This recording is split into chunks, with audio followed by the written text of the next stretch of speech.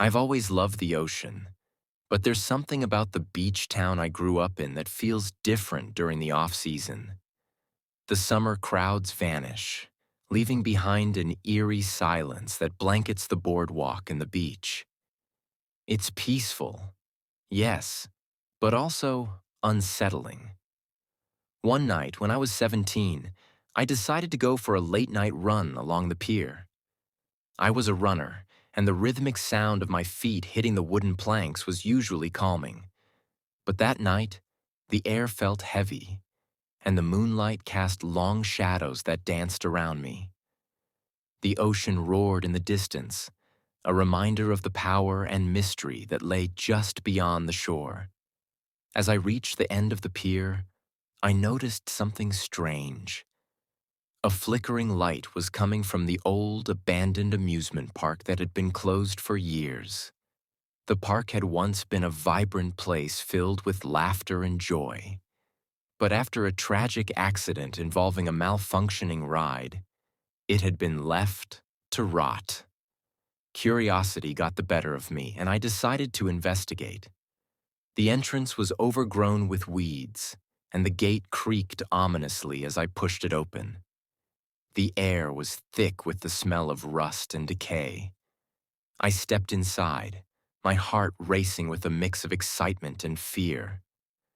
The ride stood still, their colors faded and peeling, but the flickering light drew me deeper into the park. I followed the light until I reached the old carousel. It was spinning slowly, the horses moving as if they were alive.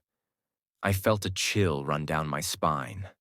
I was about to turn back when I heard laughter, childlike and innocent, echoing through the empty park. I froze. The laughter was coming from behind the carousel. I peered around it, and my heart dropped. There, in the shadows, stood a group of children. They looked like they were playing, but their faces were pale and their eyes dark, almost hollow. "Come play with us," one of them called, their voice sweet yet unsettling. I shook my head, backing away slowly. "No, I need to go," I stammered, but they only giggled, their laughter growing louder, more frantic. Suddenly the carousel stopped, and the children turned to face me, their smiles wide and unnatural. Panic surged through me, and I turned to run. I sprinted back toward the entrance, but the laughter followed me, echoing in my ears. As I reached the gate, I felt a cold hand grip my ankle. I stumbled and fell, the ground scraping my skin. I looked back, and the children were closer now, their faces twisted in glee. I kicked free and scrambled to my feet, sprinting out of the park and onto the boardwalk. I could hear their laughter fading behind me, but I didn't stop until I reached my house. I locked the door and collapsed against it, my heart racing.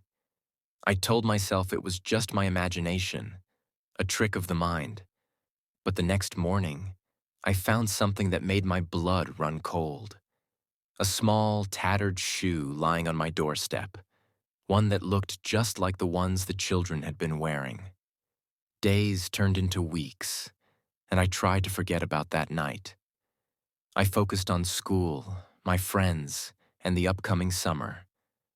But the memory lingered, haunting my dreams. I began to notice strange things around town.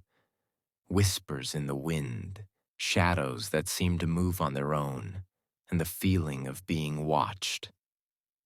One evening, I confided in my best friend, Sarah. She was skeptical but agreed to accompany me back to the amusement park. "Maybe we'll find out what really happened," she said, trying to lighten the mood. As we approached the park, the air felt charged, as if the atmosphere itself was holding its breath. The gate creaked open, and we stepped inside, the familiar smell of rust and decay hitting us like a wave. The moon hung high, illuminating the carousel, which stood eerily still. "Let's check the carousel," Sarah suggested, her voice barely above a whisper. As we approached, I felt a sense of dread wash over me. The laughter was gone, replaced by an unsettling silence. We circled the carousel, and I noticed something strange. Scratches on the wooden floor, as if something had been dragged away. "Do you see that?" I pointed, my voice trembling. Sarah nodded, her eyes wide. "What do you think it is?"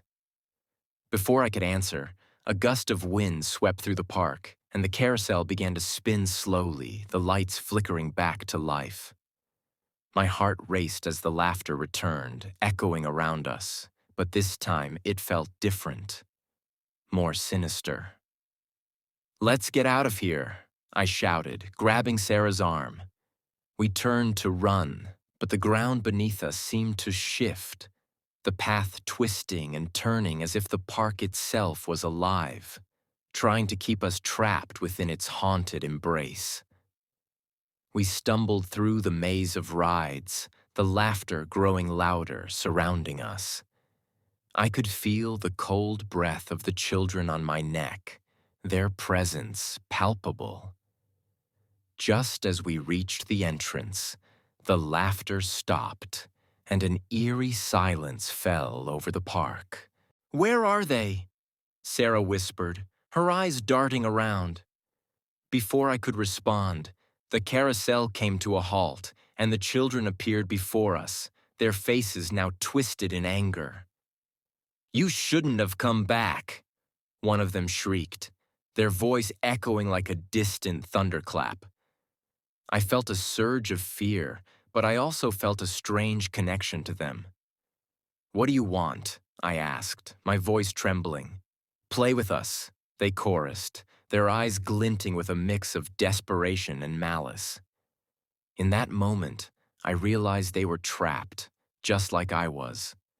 The park had claimed them, and they were bound to it, forever seeking companionship in their eternal game. "You're not just children," I said, my heart aching for them. "You're lost." The leader of the group stepped forward, her expression softening. "We just want to be free," she said, her voice barely a whisper.